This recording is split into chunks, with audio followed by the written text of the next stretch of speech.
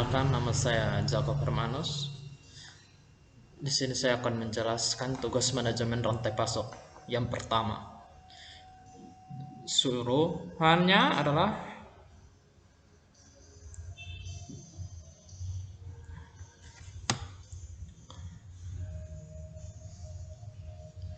jurnal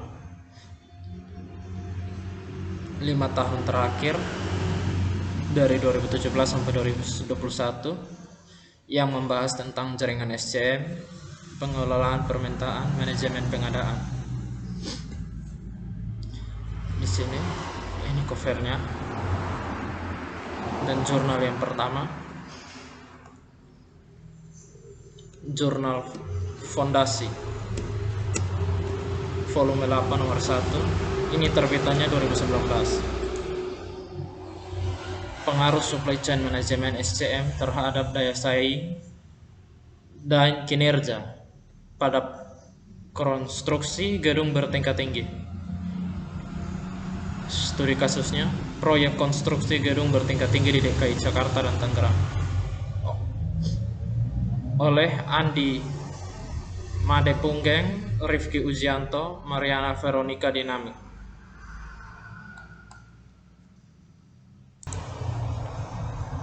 Abstrak, penerapan supply chain management sangat diperlukan oleh industri konstruksi untuk meningkatkan daya saing yang berdampak pada kinerja perusahaan.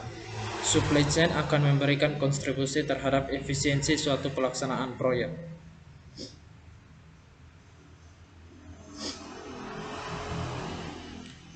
Pendahuluan, latar belakang, kondisi persaingan pada bidang konstruksi saat ini mengalami perubahan yang sangat cepat, dimulai dari kemajuan teknologi dan meningkatnya jumlah kompetitor asing dan dalam negeri. Maka dari itu, organisasi diharuskan dapat beradaptasi dengan keadaan yang semakin modern dan harus bergerak mengikuti perubahan yang ada. Dalam menghadapi kondisi tersebut, maka perusahaan memerlukan strategi daya saing agar tetap dapat memiliki posisi dalam pasar. Selanjutnya adalah rumusan masalah. Berdasarkan data belakang, rumusan masalah dari penelitian ini adalah bagaimana pengaruh supply chain manajemen terhadap daya saing proyek pada konstruksi gedung bertingkat tinggi. Yang kedua, bagaimana pengaruh supply chain manajemen terhadap kinerja proyek pada konstruksi gedung bertingkat tinggi. Yang ketiga, bagaimana pengaruh supply chain manajemen terhadap kinerja proyek melalui daya saing proyek pada konstruksi gedung bertingkat tinggi. Tujuan penelitian adalah menganalisis pengaruh supply chain manajemen terhadap daya saing proyek pada konstruksi gedung bertingkat tinggi. Yang kedua, menganalisis pengaruh supply chain manajemen terhadap kinerja proyek pada konstruksi gedung bertingkat tinggi. Yang ketiga, menganalisis pengaruh supply chain manajemen terhadap kerja melalui daya saing proyek pada konstruksi gedung bertingkat tinggi. Batasan masalah. Yang pertama, analisis pengaruh supply chain manajemen terhadap daya saing dan kinerja proyek mengacu pada indikator-indikator yang telah teridentifikasi dari penelitian sebelumnya. Yang ketiga, setelah itu, manfaat penelitian. Dengan melakukan penelitian ini, peneliti diharapkan dapat mengetahui pengaruh supply chain manajemen terhadap daya saing dan kinerja proyek pada konstruksi gedung bertingkat tinggi. Dan berikutnya, tinjauan pustaka dari SCM. Menurut Roberto Lopez dalam Kat Zukfirana, dalam bidang konstruksi supply chain management adalah susunan suatu item, kegiatan atau jaringan, kerjasama pengadaan barang atau jasa, bekerjasama dan saling terkait satu sama lain. Dan ini seterusnya ke bawah. Daya saing proyek. Daya saing adalah kemampuan proses perusahaan untuk sukses dalam tender proyek-proyek konstruksi, untuk menyediakan jasa konstruksi dengan kualitas unggul, biaya yang rendah, dan dengan waktu yang lebih singkat daripada pesaing lokal dan internasional. Yang ketiga, kinerja. Dalam bidang konstruksi adalah salah satu proses dalam bidang manajemen konstruksi dengan membandingkan dan mengevaluasi antara rencana yang dibuat dan hasil yang dicapai. Dan ini seterusnya. Ini gambarnya. Batasan proyek, di sini ada jadwal, anggaran, mutu. Setelah itu, metode penelitian, diagram alir penelitian. Ini untuk diagramnya.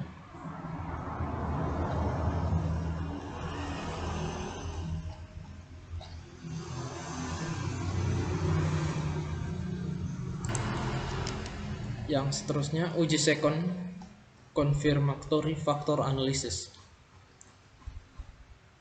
adalah model CFA yang menunjukkan hubungan antara variabel-variabel laten pada tingkat pertama tersebut sebagai indikator-indikator dari sebuah variabel laten tingkat kedua. Ini yang pertama, uji kecocokan keseluruhan model. Selanjutnya, uji second konfirmasi faktor analisis. Yang pertama, uji kecocokan keseluruhan model ini. Dan yang kedua, uji validitas keseluruhan model. Ini gambarnya. Yang ketiga, uji reliabilitas keseluruhan model. Yang C, respesifikasi model. Dan ini yang pertama, kecocokan keseluruhan model, uji validitas setelah respesifikasi. Yang ketiga, uji reliabilitas setelah respesifikasi. Kesimpulannya, berdasarkan hasil analisis dan pembahasan pada bab sebelumnya tentang pengaruh SCM terhadap daya saing dan kinerja proyek di Jakarta dan Tangerang, diperoleh beberapa kesimpulan sebagai berikut. Yang pertama, hasil analisis pengaruh SCM terhadap daya saing proyek sebesar 0,50 atau 50%, maka SCM berpengaruh secara signifikan terhadap daya saing proyek sebesar 50%. Hasil analisis pengaruh SCM terhadap kinerja sebesar 0,681 atau 68%. Maka SCM berpengaruh secara signifikan terhadap kinerja proyek sebesar 68%. Yang ketiga, hasil analisis pengaruh SCM terhadap kinerja melalui daya saing proyek sebesar 14%. Maka SCM berpengaruh secara signifikan terhadap kinerja melalui daya saing proyek sebesar 14%. Saran saya, sebaiknya melakukan penelitian untuk proyek konstruksi di luar Jakarta dan Tangerang untuk melihat hasil penelitian mengenai supply chain di daerah-daerah lain. Sebaiknya menggunakan sampel yang lebih banyak untuk menghasilkan output yang lebih baik. Yang ketiga, dikarenakan jumlah sampel yang akan diteliti cukup besar, yaitu 200 responden, sebaiknya peneliti selanjutnya mempersiapkan waktu lebih awal untuk menentukan lokasi proyek dalam penyebaran kuesioner. Diperlukan waktu yang cukup untuk koordinasi awal dalam penyebaran kuesioner di setiap proyek. Dan ini adalah daftar pustakanya.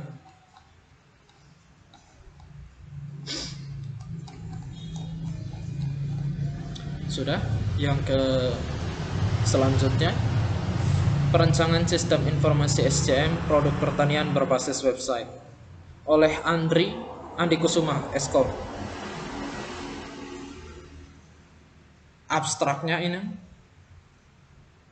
SCM merupakan suatu mode atau pendekatan proses perintegrasian informasi dari aliran rantai yang paling hulu hingga ke hilir.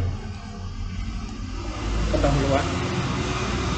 Dalam dunia bisnis, konsep manajemen rantai pasok bukan sesuatu hal yang dipandang baru. Manajemen rantai pasok atau dalam istilah asingnya supply chain management merupakan suatu pendekatan pengelolaan kegiatan-kegiatan dalam rangka memperoleh bahan mentah atau proses pembudidayaan mentransformasikan bahan mentah tersebut ke konsumen oleh pencari, pengumpul, dan pengecer melalui sistem distribusi. Yang inti utama dalam manajemen rantai pasok adalah proses distribusi. Selanjutnya, tujuan dari penelitian ini adalah untuk membuat rancangan sistem informasi manajemen rantai pasokan berbasis web yang disesuaikan dengan proses bisnis rantai pasokan bidang pertanian dan proses bisnis di lingkungan perusahaan distributor. Selanjutnya, anggota SCM pertanian. SCM yang merupakan kepanjangan dari Supply Chain Management merupakan sebuah rangkaian hubungan kemitraan antar beberapa aliran rantai pasoknya dari hulu sampai ke hilir. Dari aliran rantai pasok ini, konsep SCM memberikan sebuah gambaran bagaimana membuat suatu rangkaian dari beberapa aliran rantai pasok tadi menjadi suatu rangkaian rantai pasok terintegrasi, sehingga terjadi suatu manajemen relasi yang dapat mengkomunikasikan para pelaku rantai pasok.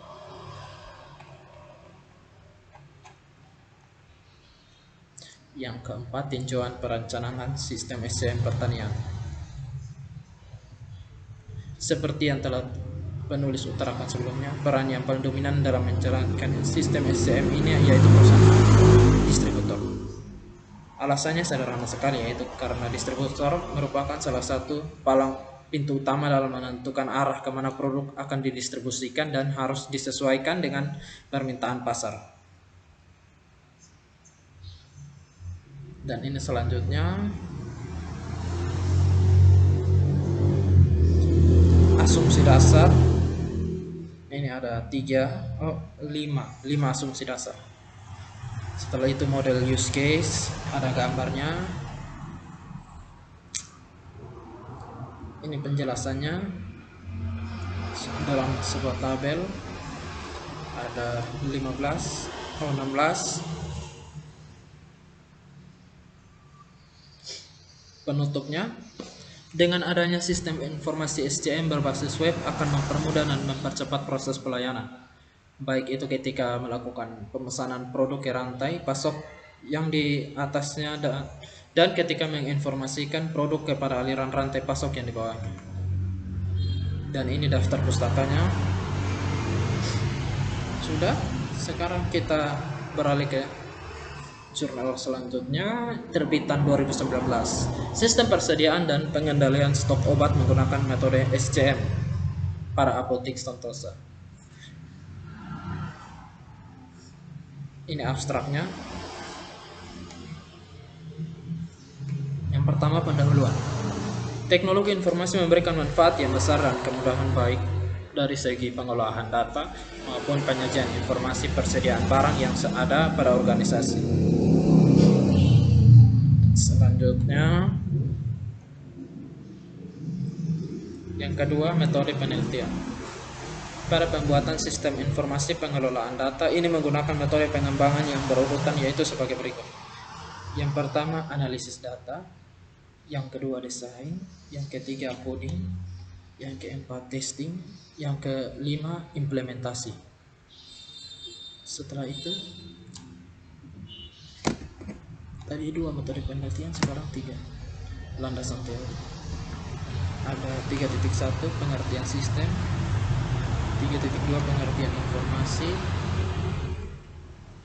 3.3 pengertian sistem informasi, pengertian apotek Sentosa, pengertian supply chain management, pengertian log sitting.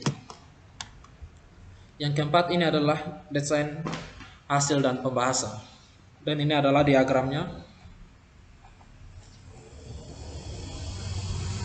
Seperti ini. Kesimpulannya, sistem yang dibuat ini memanfaatkan metode RUP untuk mengetahui batasan minimum dari persediaan yang dibutuhkan oleh pihak apotek. Dengan menerapkan sistem SCM dalam mengatur dan mengendalikan stok obat, maka diharapkan stok obat yang ada pada apotek Sentosa dapat dipantau dan diatur guna menghindari stok yang menumpuk.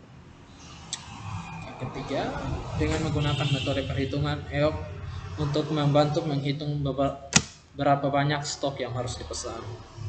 Dan ini adalah referensi. Lanjut ke jurnal selanjutnya, terbitan 2020, 1 Januari. Sistem informasi pendistribusian barang bengkel dan advertising menggunakan dan model SCM. Abstraknya sebagai berikut.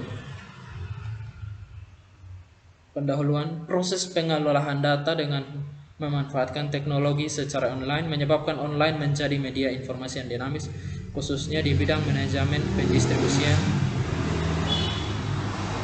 Selanjutnya ini di bawahnya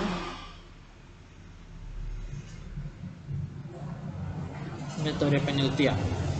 2.1 adalah tahapan penelitian. Penjelasannya seperti bawah. Terdiri dari tahapan yaitu studi pendahuluan, tahap pengembangan, dan tahap evaluasi. Yang kedua, titik 2 adalah objek penelitian. Adalah perusahaan di bidang usaha las atau pembuatan atap baja ringan hingga pembuatan kerangka untuk advertising pada Sahal Jaya Teknik di Bandar Lampung. 2.2 Sumber data.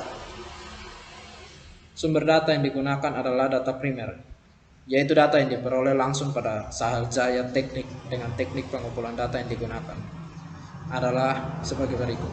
Yang pertama wawancara, kedua dokumentasi, yang ketiga tinjauan pustaka, hasil dan pembahasan. Hasil penelitian ini adalah sistem informasi pendistribusian yang dapat dilakukan secara mudah menggunakan model supply chain management sehingga proses sesuai konsep yang diterapkan untuk mencegah terjadinya kekurangan dan keterlambatan stok bahan baku. Tahapan yang dilakukan yaitu 3.1 adalah identifikasi permasalahan, 3.2 analisis kebutuhan sistem terbagi dari dua yaitu kebutuhan fungsional dan kebutuhan non-fungsional. 3.3 perancangan sistem. Perancang sistem menggunakan use case diagram. Use case mendeskripsikan sebuah interaksi antara satu atau lebih aktor dengan sistem informasi yang akan dibuat. Ini adalah gambar dari use case. Kelas diagram. Ini gambar untuk kelas diagram. Yang ke-3.5 implementasi tampilan program. Yang pertama form login seperti pada di gambar ini, form login. Yang kedua form halaman utama manufak seperti ini, implementasi form halaman utama dari manufaktur. Yang ketiga implementasi form barang, ini gambar. Yang keempat implementasi from supplier. Yang kelima from distributor. Yang keenam from laporan distributor. Yang ketujuh implementasi form halaman supplier ini. Yang kedelapan from halaman utama konsumen. Ini gambar. 3.5 pengujian. Pengujian sistem adalah proses untuk mengecek apakah suatu perangkat lunak yang dihasilkan sudah dapat dijalankan sesuai dengan keinginan pengguna.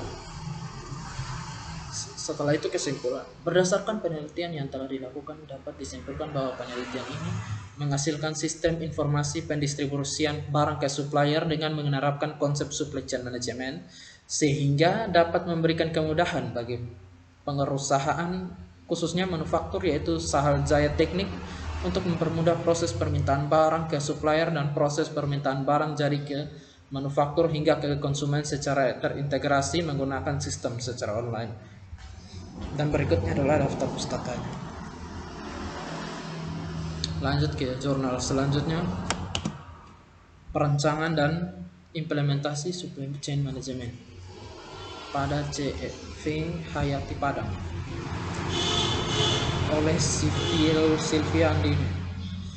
Abstraknya, manajemen rantai pasok adalah suatu sistem pada suatu organisasi itu menyalurkan barang, produksi dan jasanya kepada para pelanggan. Pendahuluan, latar belakang, persaingan di dunia bisnis dan perkembangan teknologi informasi yang cepat menurut perusahaan untuk melakukan perubahan dalam proses bisnis.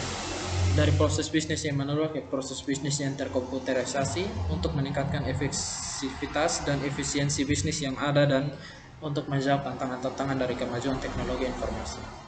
Perumusan masalah ada dua.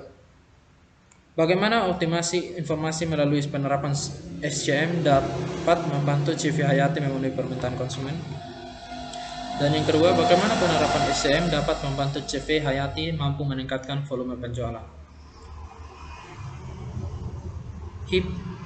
Hipotesis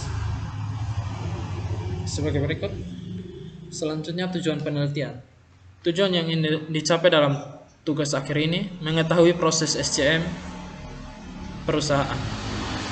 Yang kedua, merancang aplikasi untuk membantu perusahaan dalam melakukan supply chain management. Selanjutnya, landasan teori rekerasi Balang Tatluno.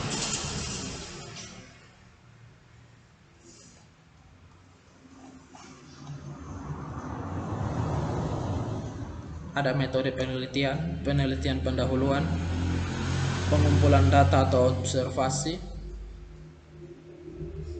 dibagi menjadi 3, waktu penelitian, tempat penelitian, metode penelitian.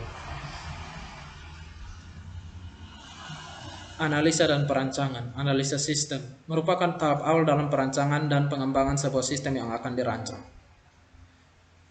Setelah itu 4.2, prosedur sistem yang sedang berjalan. Setelah melakukan penelitian langsung untuk melihat sistem yang berjalan pada CV Hayati Padang, penulis menemukan salah satu yang sering terjadi keterlambatan dalam pemenuhan kebutuhan konsumen, terutama pada dealer-dealer cabang CV Hayati. Perancangan sistem. Setelah dilakukan analisa, maka untuk tahap berikutnya adalah melakukan perancangan sistem. Dilakukan sebelum melakukan coding. Selanjutnya, pembuatan use case diagram. Use case diagram adalah deskripsi fungsi dari sebuah sistem dari perspektif pengguna. Use case bekerja dengan cara mendeskripsikan tipikal interaksi antara user sebuah sistem dengan sistemnya sendiri melalui sebuah cerita bagaimana sebuah sistem dipakai. Ini adalah gambar use case diagram. Class diagram menggambarkan keadaan suatu sistem sekaligus menawarkan layanan untuk memanipulasi keadaan tersebut. Ini gambar untuk class diagram. Dan ini gambar untuk sequence diagram, collaboration diagram, ini gambarnya, chart diagram, ini gambarnya, activity diagram, ini gambarnya,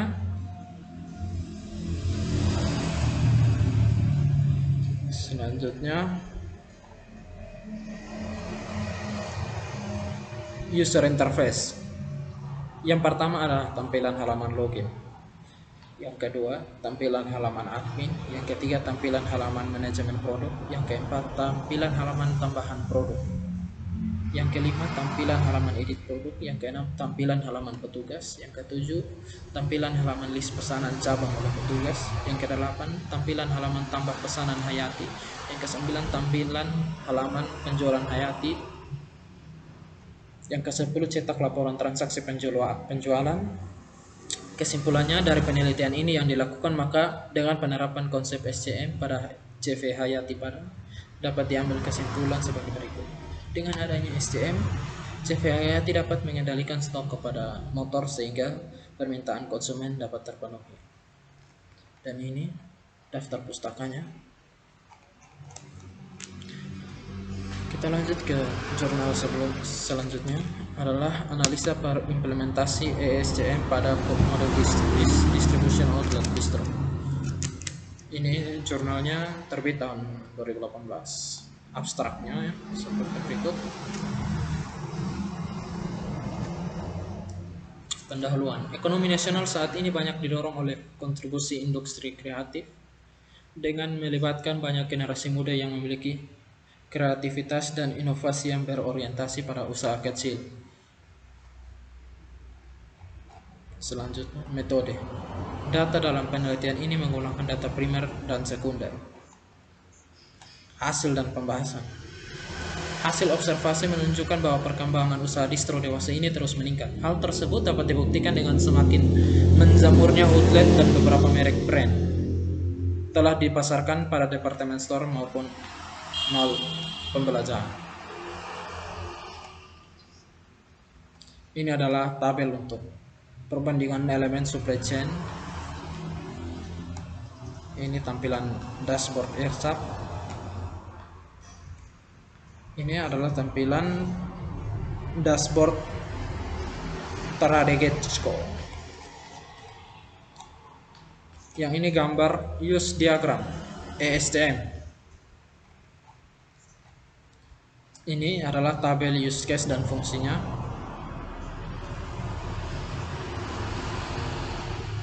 Ini tabel 3, elemen supply chain dengan use case.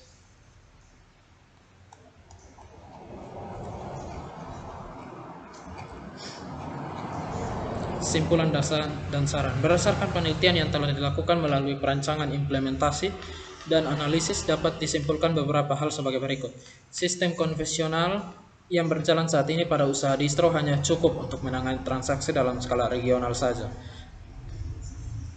Dengan mengimplementasikan suatu ESCM diharapkan dapat meningkatkan efisiensi produk distro dan mengefektifkan distribusi barangnya. Ini adalah daftar rujukan. Selanjutnya, perancangan elektronik supply chain management berbasis web tahun 2019. Abstraknya ini pendahuluan.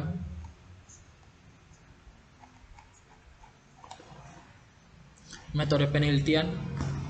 Penelitian ini pada Headsboard Distro Jalan Perintis Kemerdekaan KM10 Makassar. Jenis penelitian yang dilakukan, yang pertama penelitian pustaka, yang kedua penelitian lapangan.